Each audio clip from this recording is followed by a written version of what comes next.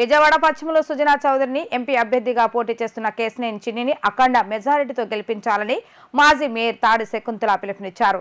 నా SC ST BC అని చెప్పే జగన్ వారిపైనే దాడులు చేయించారని వ్యాఖ్యానించారు. సుజనా చౌదరి గురించి మాట్లాడే నైతిక హక్కు మాజీ మంత్రి వెల్లంపల్లి శ్రీనివాస్కి లేదని ఆమె ఆగ్రహాన్ని వ్యక్తం చేశారు. ఈ సందర్భంగా మాజీ మేయర్ తాడి శకుంతల మాట్లాడుతూ జగన్ అధికారంలోకి వచ్చిన తర్వాత రాష్ట్రంలో కులపిచ్చి రెచ్చగొట్టారని, రెడ్ల రాజ్యం నడుస్తుందని, డీజీపీ దగ్గర సీఎస్ ఇతర అధికారులంతా జగన్ సామాజిక వర్గానికి చెందిన వ్యక్తులే అని వ్యాఖ్యానించారు. రాష్ట్రంలో అభివృద్ధి వెనక్కి వెళ్లిందని విమర్శించారు. సంక్షేమ పథకాలు ఇచ్చాం, పెన్షన్ ఇస్తున్నామని చెబుతున్న జగన్ ప్రభుత్వం గతంలో ఎప్పుడు ఇవ్వలేదా అని నిలదీశారు. రాజశేఖర రెడ్డి ఆలోచన విధానం అమలు చేస్తారని తాము జగన్ పార్టీలో చేరామని, కానీ ఆ దిశగా అడుగులు వేయలేదని వ్యాఖ్యానించారు. రానున్న ఎన్నికల్లో ప్రజలు సుజనా చౌదరిని ఆదరిస్తారని తెలిపారు. గడిచిన 5 సంవత్సరాలలో పశ్చిమ నియోజకవర్గాన్ని అభివృద్ధి చేసింది లేదని ఆరోపించారు.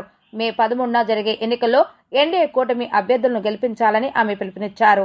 విజయవాడ నుంచి తాడేపల్లి ఆఫీసుకు వెళ్లి జై జగన్ నినాదంతో బతికిన వైఎస్ఆర్ పార్టీ కుర్రాళ్ళకి లేదా ఇప్పుడు కంటెస్ట్ చేస్తున్న కుర్రాళ్ళకి పెద్దగా అంత అవగాహన ఉన్న పరిస్థితులు లేని నేపథ్యంలో ఒక రాజకీయ మార్పు కొరకు, ఒక ఆంధ్రప్రదేశ్ అభివృద్ధి కొరకు ఎంతో దూరదృష్టితో ఆలోచించిన చంద్రబాబు నాయుడు గారు, మోడీ గారు సుజనా చౌదరి గారిని విజయవాడ వెస్ట్కి పంపడం పెద్ద రికార్డే.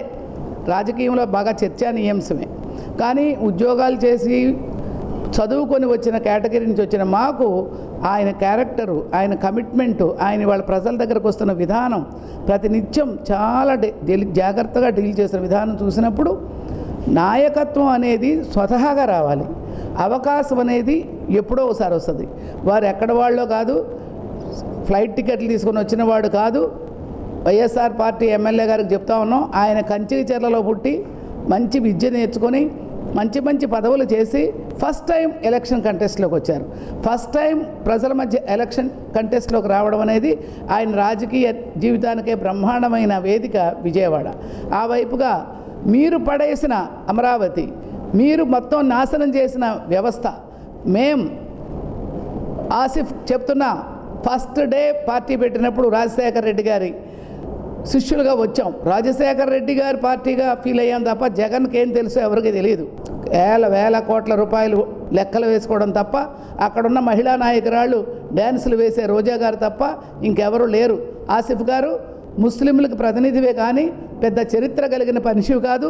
సుజనా చౌదరి గారి టాలెంటు, చరిత్ర, ఈ యొక్క పార్టీల కలయిక నెంబర్ 1గా దెబ్బ కొట్టి జూన్ 4వ తారీఖున అమ్మవారికి అభిషేకంగా 1 టౌన్ నియోజకవర్గం నుంచి సుజనా చౌదరి గారిని, ఎంపీ గారిని గెలిపించి ఈ యొక్క భారతదేశంలో ఢిల్లీ నుంచి నిధులు ఢిల్లీ నుంచి మార్పులు తెచ్చే వైపుగా అవసరాలని గుర్తించి వెళ్ళే వ్యక్తిగా, ముఖ్యంగా పేద బడుగు వర్గాలకి అప్పుడే ఆయన చిన్నగారి విగ్రహాన్ని కూడా ఒప్పుకున్నారు.